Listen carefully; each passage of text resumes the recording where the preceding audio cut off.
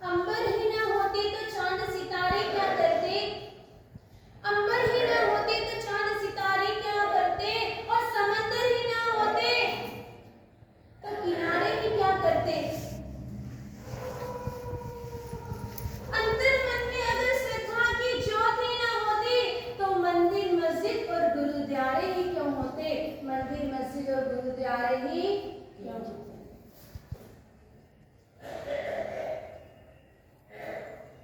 एक बार की घटना,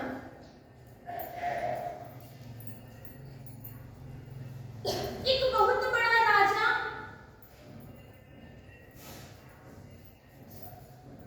जिसकी करीबन 100 जितनी पत्नियां थी, 100 करीबन रानियां उसकी, और एक बार उस राजा को बाहर जाने का हुआ। जैसे ही विदेश जाने का हुआ, लेकिन विदेश जाते वक्त वह अपनी एक भी पत्नियों को साथ में नहीं लेकर गए। साथ में एक पत्नियां भी नहीं है उसके साथ में, लेकिन उसका सैन्य बहुत है उसके साथ।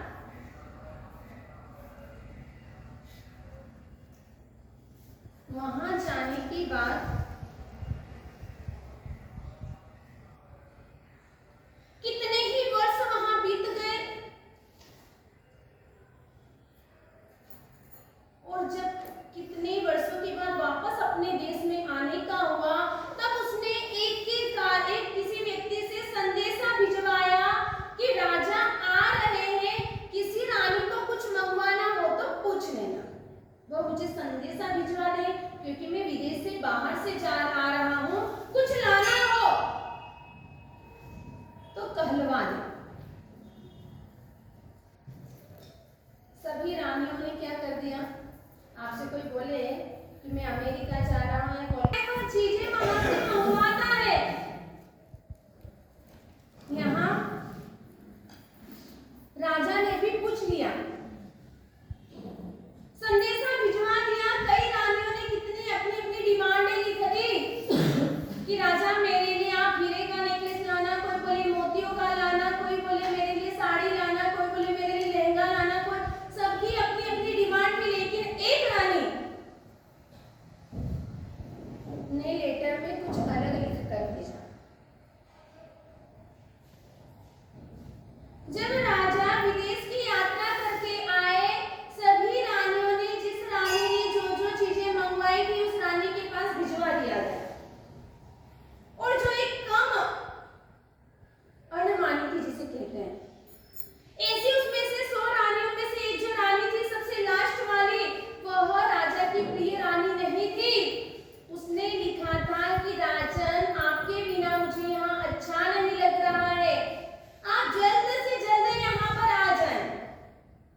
चाहने वाली रानियों ने तो हीरे जवाहरात ये मंगवा लिए, लेकिन जिसको वो राजा पसंद नहीं करता था, उस रानी ने राजा को कहलवाया कि राजन आप जल्दी से आ जाइए, यहाँ पर मेरा मन नहीं लगता है, आप ही मेरे लिए सर्वस्व हैं। ऐसी बातें कर दी और लेटर को पढ़ा, और राजा ने सभी रानियों को अपनी अपनी चीज पहुंचा दी, और राजा स्वयं उस रानी के पास पहुंच गए। सब रानियों को मालूम पड़ गया राजा तो आ गए हैं। एक दिन बीता, 2 दिन बीते, 4 दिन बीते, 10 दिन बीते, 15 दिन बीत गए, लेकिन राजा एक भी दूसरी रानियों के पास जाने के लिए तैयार नहीं। रानियों ने सोचा कि राजा को आए इतने दिन हो गए, लेकिन हमारे पास नहीं आए हैं, क्या हमसे कोई गलती हो गई है। और वह सभी रानियां मिलकर राजा के पास में आई और क्षमा मांग रही कि हमारे द्वारा कोई कारण ऐसा बन गया कि जिसके कारण आप हमारे पास आने के लिए तैयार नहीं। तब राजा ने क्या कहा कि आपने जो चीज मंगवाई थी वो आपके पास आ गई, और इस रानी ने जो चीज मंगवाई थी मुझे याद किया था, मैं उसके पास आने की बात करी थी, इसलिए मैं उसके पास में चला गया हूँ। जिसने जो चीज मंगवाई उसके पास में वह चीज आ गई। आज हम भी परमात्मा के पास जाते हैं। अपना सब्जेक्ट क्या चल रहा है, अपना विषय क्या चल रहा है आज तक?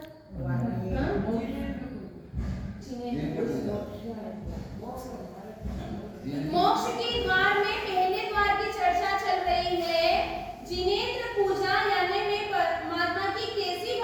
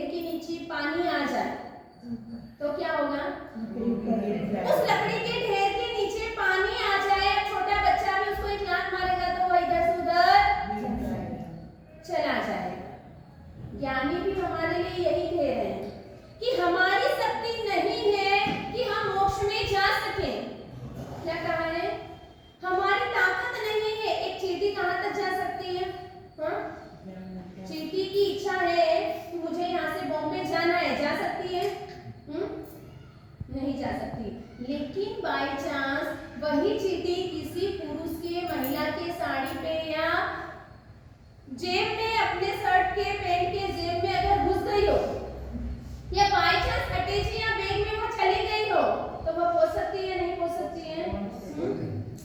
वह चींटी जैसी चींटी भी बॉम्बे जा सकती है, बॉम्बे की सैर कर सकती है। उसी तरह से ज्ञानी हमें कह रहे हैं कि हमारी शक्ति नहीं है कि हम मोक्ष में जा सके, लेकिन एकमात्र भक्ति के द्वारा हम मोक्ष की प्राप्ति कर सकते हैं।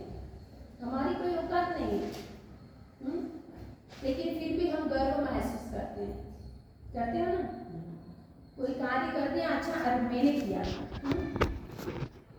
जैसे छिपकली को एक गर्व होता है, अभिमान होता है कि मैं ही इस छत का भाग लेकर घूम रही हूँ ना, वैसे हमें भी अभिमान होता है कि मैंने ही अपने परिवार को मैं ही चला रही हूँ, मेरे कारण ही यह घर परिवार चल रहा है। लेकिन अहम तो होना ही नहीं चाहिए। प्रभु की भक्ति ही आज हमें संसार सागर से दिलाने वाली है। लेकिन हमें फिर भी अपने को क्या अच्छा लग रहा है? संसार अच्छा लग रहा है। कहते हैं हड्डी को जो कुत्ता चूसता है उसको चबाता है, तो उस हड्डी को जैसे ही कुत्ता चबाता है उसमें से खून निकलता है, वो खून पीता जाता है। वो क्या सोचता है कुत्ता कि ये हड्डी में से खून निकल रहा है, और उसका वो स्वाद लेता जाता है, खून को पीता रहता है और आनंदित होता है। लेकिन जैसे ही वह हड्डी को छोड़ता है, उसके बाद में उसके मुख में जो दर्द उत्पन्न होता है, उसके बाद उसे एहसास होता है अरे इसमें तो इतनी बुद्धि नहीं है। कहने का मतलब बाद में उसको मालूम पड़ता है कि ये खून हड्डी में से नहीं है, मेरे मुंह से निकल रहा है। हम भी वैसे ही हैं। हमको संसार के सुख वैभव, जो भोग विलास की जो चीजें हैं, उसको भोगते वक्त इतना आनंद आता है, इतना आनंद मनाते हैं, लेकिन उसके पीछे, उस आनंद के पीछे कितनी हमारे त्रास हमें सहन करना पड़ेगा, वो हमें दिखता है नहीं। केवल वो आनंद दिखता है। कहते हैं कोई जानवर, खेत दिख रहा है, ककड़ी लगी हुई है, कोई सब्जी बोई हुई है, फल फ्रूट है।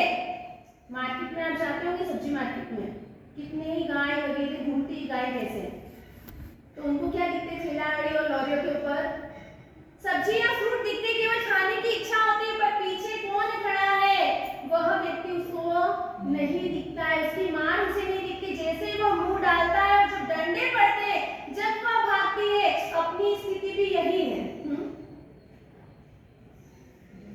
उसका आनंद लेने में हम इतने मजबूर हो जाते हैं, लेकिन जिस समय कर्म सत्ता आकर हमें उसका पूरा कर्ज चुकाना पड़ता है, तब हम रोते रोते उसका कर्ज चुकाते हैं। परमात्मा केवल हमें 3 समय पर याद आते हैं ना 3 समय में। एक भय प्रश्न, जब हम भय में हो, हमें डर लग रहा हो, तब हम परमात्मा को याद करते हैं। मुसीबत में हम अपने परमात्मा को याद करते हैं, और दुख में, वही परिस्थिति में। तो हमारा एक स्वार्थ के लिए, और तीसरा एक स्वार्थ के लिए बताया कि स्वार्थ के समय हम अपने परमात्मा को याद करते हैं।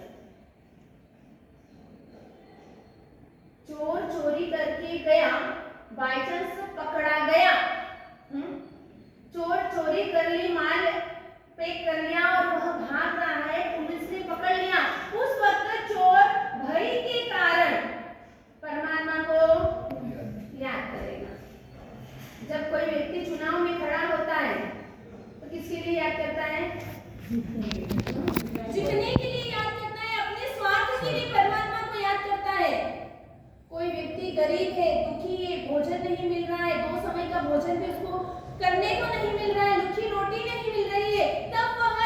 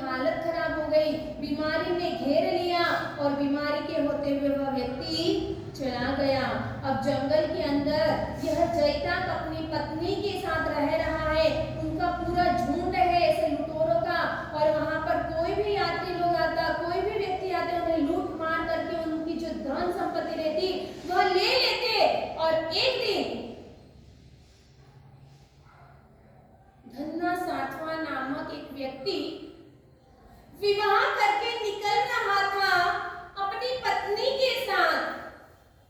और उस वक्त जयताक के लोगों ने और जयताक ने उसके ऊपर हमला बोला और जयताक का धन्ना साठवा का जितनी धन संपत्ति थी सारी उसकी ले ली और उसकी पत्नी को भी उठाकर जयताक लेकर आ जाता है। अब धन्ना साठवा अकेला बचा हुआ वहां से बच निकला, भाग गया और भागने के बाद में वहां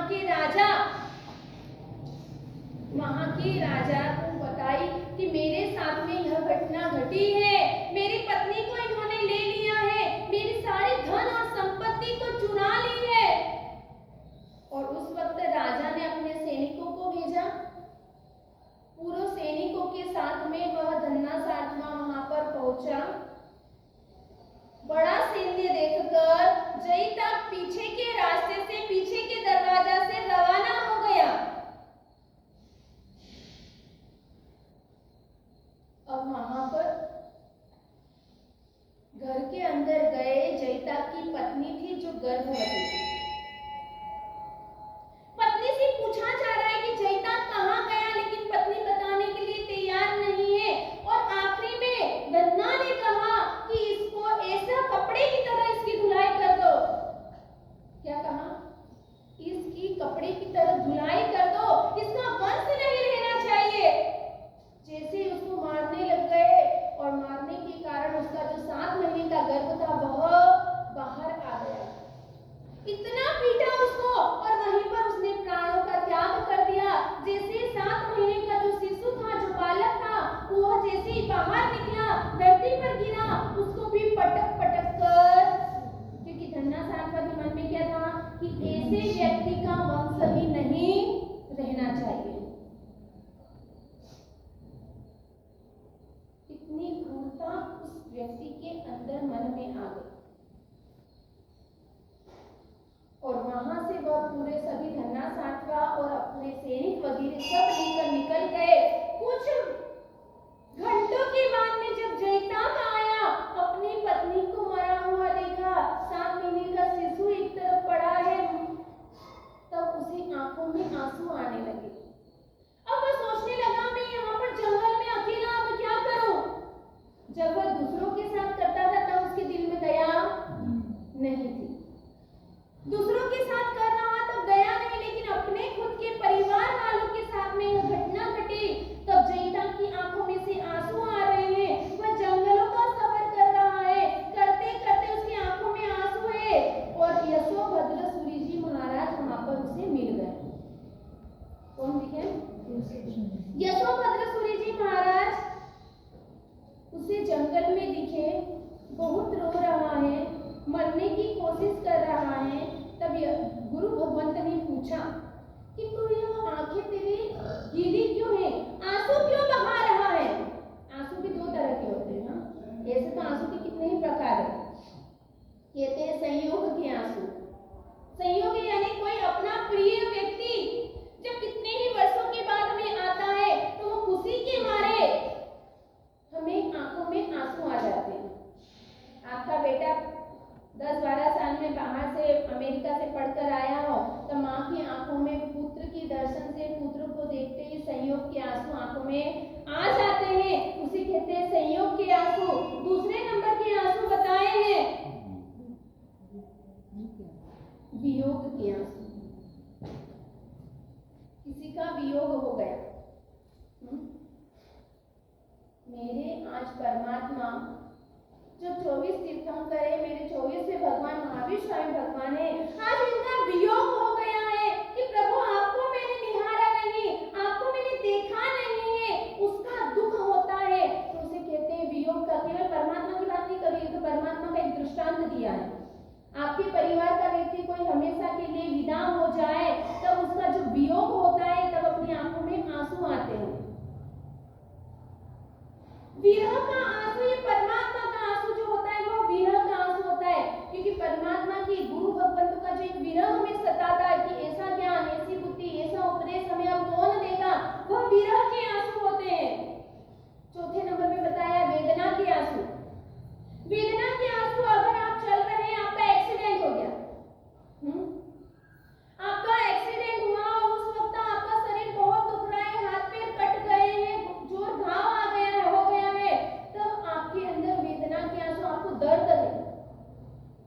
वक्त भी आप सोच ले कि अरे मैंने किसी भूमि में किसी के साथ किया होगा, इसलिए यह वेदना आज मेरे जीवन में इस समय पे मुझे आई है।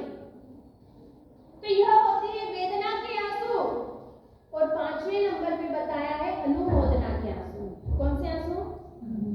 अनुमोदना के। किसी भाई साहब ने चातुर्मास करवाया, किसी ने उद्यान तप करवाया, कोई संघ लेकर गया, किसी ने तप किया या तप करवाया, तो उस वक्त हमें अनुमोदना के आंसू आते। ओहो, इस भाग्यशाली को देखो, इसने तन मन और धन तीनों का उपयोग किया, चातुर्मास करवाया। ओहो, मेरे भाग्य कब जागेंगे कि मैं भी चातुर्मास करूं, करवाऊं, उद्यान करवाऊं, नवाणु करवाऊं, संघ यात्रा करवाऊं, प्रतिष्ठाएं करवाऊं। ऐसे मेरे दिन कब आएंगे? ऐसे उस सामने वाले व्यक्ति की अनुमोदना करते करते आंखों में से आंसू आ जाए तो करवाने वाले से भी ज्यादा कर्म की हिजरा कर लेंगे। और 6ठे नंबर पे आंसू बताए हैं प्रायश्चित के आंसू। किसके आंसू? प्रायश्चित के आंसू, जो कल्पसूत्र के माध्यम से अपन ने बताया था कि जब चंदन बाला ने ठग के रूप में मृगावती को कहा था कि साधु साधियों को रात्रि के समय उपाश्रय से बाहर जाना कल्पता नहीं है, और उस वक्त मृगावती को प्रायश्चित हो रहा था, मेरे कारण मैं निमित्त बन गई मेरी गुरु मैया के लिए। और प्रायश्चित इतना करते गए कि वह प्रायश्चित के आंसू मृगावती को केवल ज्ञान दिलाने वाले बन गए। और बाद में चंदन बाला ने भी प्रायश्चित किया। ओह, मैंने केवली की आसाधना कर दी, प्रायश्चित इतना हो रहा है कि उसे भी केवल ज्ञान हो गया। संयोग, वियोग और वेदना के आंसू आपको एक बार नहीं तिराएंगे, लेकिन विरह, अनुमोदना और प्रायश्चित के आंसू, ये 3 आपको तिराने वाले ही बनेंगे। और भी कई तरह के होते हैं, हाँ, प्रायश्चित के आंसू भी होते हैं और मगरमच्छ के आंसू भी होते हैं। हाँ, सही है ना? हाँ, अपने आंखों में आंसू काहे के आते हैं? हाँ, दिखावे के मगरमच्छ आंसू ही आते हैं। कुछ हुआ, एक सेकंड में आप किसी के यहाँ कोई मर जाता है और उसकी बैठक पे जाते हो तो कौन से आंसू आते हैं आपको? हाँ, दुख के आंसू आते हैं, वेदना के आंसू आते हैं, हाँ, वियोग के आंसू आते हैं। वियोग के आंसू आएंगे तो परिवार वालों को, वो भी कोई कितने दिन? 4-6 दिन। वो व्यक्ति चला गया, 4-6 दिन 10 दिन रो लेंगे उसके नाम को लेकर, उसके बाद में उनको भी वियोग नहीं रहेगा, मालूम है जो आया है वो जाने वाला है। हमें भी वेदना के आंसू या वियोग के आंसू हमें नहीं आने वाले, हम वहां पर केवल जाके बैठना है, वो गली के किनारे से आ जाते करते हुए और जाकर 2 मिनट उनके सामने रोते हैं और फिर बाद में कहीं की चर्चाएं चलती है। बाद में कौन सी चर्चाएं चलती है? बस बाद में पूरे गांव की पंचायत लेकर हम वहां पर बैठ जाते हैं। तो यहाँ पर भी जयताप के आंखों में जो आंसू आ रहे थे, अमिताभ जो था उससे भी वियोग के आंसू आ रहे थे, पश्चाताप के नहीं। हाँ, कौन से आंसू आ रहे थे? पत्नी का वियोग हो गया और उस वियोग के आंसू के कारण वह इतना रो रहा, इतना कल्पांत कर रहा, क्योंकि उसके पास अभी धर्म नहीं है। धर्म हो तो उसे पश्चाताप के आंसू आए, अभी वियोग के आंसू आ रहे हैं। मेरा पुत्र, मेरा परिवार, मेरी पत्नी मुझसे दूर चली गई है, अब मेरा कोई सहारा नहीं बचा है। जब व्यक्ति के पास कोई सहारा दुख के समय आता है तब वो किसी का सहारा लेने की कोशिश करता है, और उस वक्त जैसे ही यशोभद्र सूर्य जी दिखे, वो सारी घटना वहां सुनाने लगा। और जैसे ही यह बात कही, यशोभद्र सूर्य जी ने क्या कहा? हमारी भी यही स्थिति है, किसी के दुख के दिनों में हम उसकी बात नहीं सुनते हैं, अपने दुख की पूरी कहानी और कथा दूसरों को सुनाने की कोशिश करते हैं, लेकिन कोई दुखियारा अगर आ जाए तो उसकी बात सुनने के लिए कितने लोग तैयार होंगे? हाँ, कहते हैं जब बारिश आती तभी छतरी की याद आती है, पैर में कांटा चुभे जब चप्पल की याद आती है, भूख लगे तो भोजन की याद आती है, बीमार पड़े तो डॉक्टर की याद आती है, पैसे की या समाज की या किसी की जरूरत हो सत्ता की, तब हमें समाज सेवकों की याद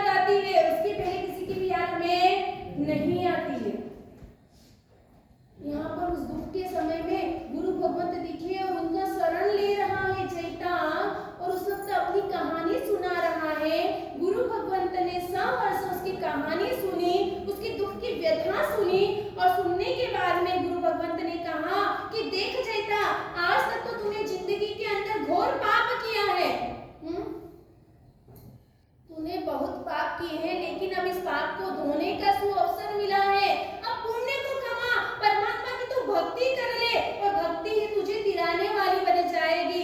और उस वक्त कहा कि पास के नजदीक में इस जंगल को पार करना नगर आएगा, वहां पर अपना जैन मंदिर है और जैन मंदिर में परमात्मा की भक्ति करना।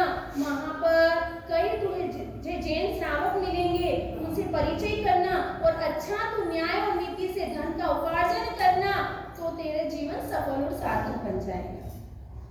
अब गुरु की सही सही ही शिक्षा को लेकर वह वहां से जंगल से पसार कर रहा है। नगर के अंदर आया, परमात्मा का मंदिर दिखा, दर्शन कर रहा है और उस वक्त मंदिर के अंदर औडव नामक श्रेष्ठी आए जो पूजा वगैरह कर रहे हैं। गुरु भगवंत भी आए, चलो हमारे भी हम यहाँ पर हैं, कोई गुरु भगवंत आए हुए हैं, कोई श्रावक गरीब हो साधर्मिक हो अपना, और हम उसे कह दें श्रावक को कि भाई आपके घर ले जाकर उसको खाना पिलाना और जो आपकी सहायता हो बने वो कर देना, तो आप क्या करेंगे? औडव श्रावक जैसे ही मंदिर से बाहर निकला, सीढ़ियों पर बैठा, लग रहा है कोई गरीब और अपना साधर्मिक दिख रहा है, कपड़े फटे हुए हैं, बाहर खड़ा है, जैसे ही उसका इंतजार कर रहा है। वह जैसा बाहर निकला, औडव श्रावक ने उस व्यक्ति से कहा कि भाई साहब आपका नाम क्या है? आप इस नगर के नहीं दिख रहे हैं। उसने कहा हाँ मैं यहाँ का नहीं हूँ, और बाकी की कोई बात नहीं कही कि आप कहाँ से आए, क्या करा, क्या नहीं करा, आपका बिजनेस क्या है, ऐसी कुछ बातें नहीं करी। और जयताप ने तो अपने घर पर सूचना दिलवा दी, अपनी पत्नी के पास संदेशा भिजवा दिया कि खाने पीने की तैयारी, कपड़े की वगैरह की सब चीज की तैयारी करवा दी। और उस जयताप को लेकर औडव श्रावक अपने घर पर गया और घर पर जाने के बाद उसको अच्छा खिलाया पिलाया, अच्छे नए स्नान करा कि नए कपड़े पहनाए, और उसके बाद में शाम को उसके साथ चर्चा करी कि भाई साहब आप कहाँ से आए हैं, क्या तकलीफ है आपको, सारी बात पूछी। तब जयताप ने क्या कहा कि अब मैं पहले ऐसा था, क्या था उसने, कि मैं चोर लुटेरा गुंडा हूँ। उस वक्त आपके घर पे जिसको मैंने भेजा और उसने बता दिया कि मैं तो ऐसा हूँ, तो आपकी क्या हालत होगी? हाँ, महाराज साहब जी ने ऐसे चोर लुटेरे गुंडे को हमारे घर पे भेजा, क्या हमारे घर पे डाका डलवाना है? हाँ, महाराज साहब ने ओल्बो देवा। हाँ, अगर आपको मालूम पड़ जाए कि जो साधर्मिक आपके घर पे आया है बस जो जेल से भाग कर आया है, हाँ, तो अपनी हालत टाइट हो जाएगी, पसीना आने लग जाएगा, क्या सोचने लगेंगे। लेकिन औडव श्रावक के मन में कोई विचार नहीं, वह कहने लगा अच्छा आपका जीवन ऐसा था, कोई बात नहीं, अब आप दुख न करें, अब आप सच्चा, आपको जैन धर्म मिला है, परमात्मा की भक्ति करें, आपको नौकरी की जरूरत है तो आप मेरे ही घर पर रहें। क्या कहा? आप मेरे ही घर पर रहें, मेरे छोटे भाई के रूप में। अपने घर पे अगर अपना ही कोई जैन श्रावक हो, उसकी स्थिति बहुत बिगड़ गई हो, तो अपन उसको किसकी तरह रखते हैं? अपन उसे नौकर की तरह रखते हैं, उससे जितना पैसा ले उससे डबल काम करवा लेंगे। लेकिन वहां पर औडव श्रावक अपने ही घर पर वह रख रहा है, खाना पीना रहना सब कुछ उसके यहाँ पर, और वो साथ में बिजनेस करवा रहा है। और एक दिन उसके वहां पर मेला लगा हुआ, औडव श्रावक के मन में विचार आया कि आज तक मैंने इसको 1 रुपया नहीं दिया है, आज तक 1 रुपया नहीं दिया है, मेला लगा हुआ है, इसकी भी भावना होगी कि मैं भी मेला देखने के लिए जाऊं। और उसको कितने रुपए दिए थे, कितनी कौड़ी? उसे 7 कौड़ी दी। जैसे ही 7 कौड़ी दी,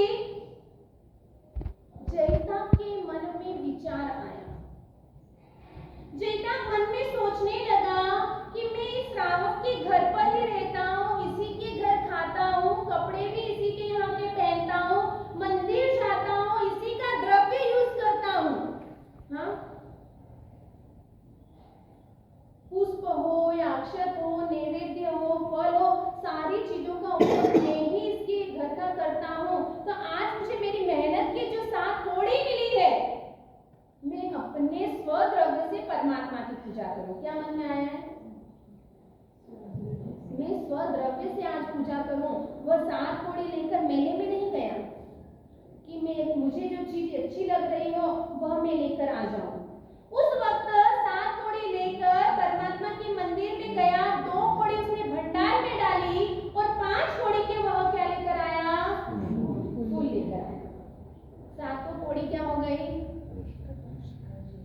खर्च हो गई।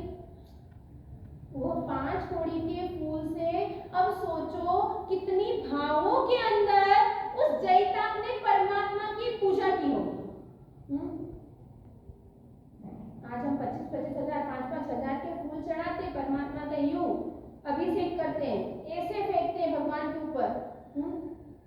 कितने भाव आए हमने? कितने भाव आए? एक जैताक जैसा गुंडा लुटेरा जिसका नाम आज हम आरती में बोलते हैं और दोहे के रूप में बोलते हैं, 5 कौड़ी ना फूलड़े पाम्यो देश अडार, कुमार पाल राजा थयो वर्त्यो जय जयकार। क्या कहते हैं? एक 5 कौड़ी की ताकत नहीं, उसके भावों की ताकत है। आप 5 की चढ़ाओ या 50 की चढ़ाओ, यह वैल्यू नहीं रखती है। उसके भाव बदल गए। वह सोचने लगा, ओहो मेरे अहो भाग्य, जो मेरा जीवन का टर्निंग पॉइंट आ गया। अगर गुरु भगवंत नहीं मिलते तो आज मैं कहां पर भटकता और मेरी कैसी दुर्गति हो जाती। एक गुंडा लुटेरा भी गुरु भगवंत के समागम प्राप्त करने से, उनका सहयोग मिल गया उसे और उनके समागम से आज उसके जीवन की चर्या ही बदल गई। एक ओढ़व श्रावक मिल गया और उस श्रावक के साथ में एक सच्चा श्रावक जैताक बन गया। गलत व्यसनों के कारण ही पिता ने उसे बाहर भेजा कि मुझे ऐसे पुत्र की जरूरत नहीं है। बच्चे तो दूध की तरह होते थे, देखा जाए तो बच्चे दूध की तरह एकदम सफेद स्वच्छ और निर्मल और कोमल होते हैं, लेकिन उस दूध के अंदर तेजाब डालने का काम हम करते हैं। उसके अंदर अगर दुर्गुणों को भरना हो तो हमारा काम है। यहाँ पर ऐसा ही जो बचपना अमर कुमार और सुर सुंदरी का भी था, माता पिता भी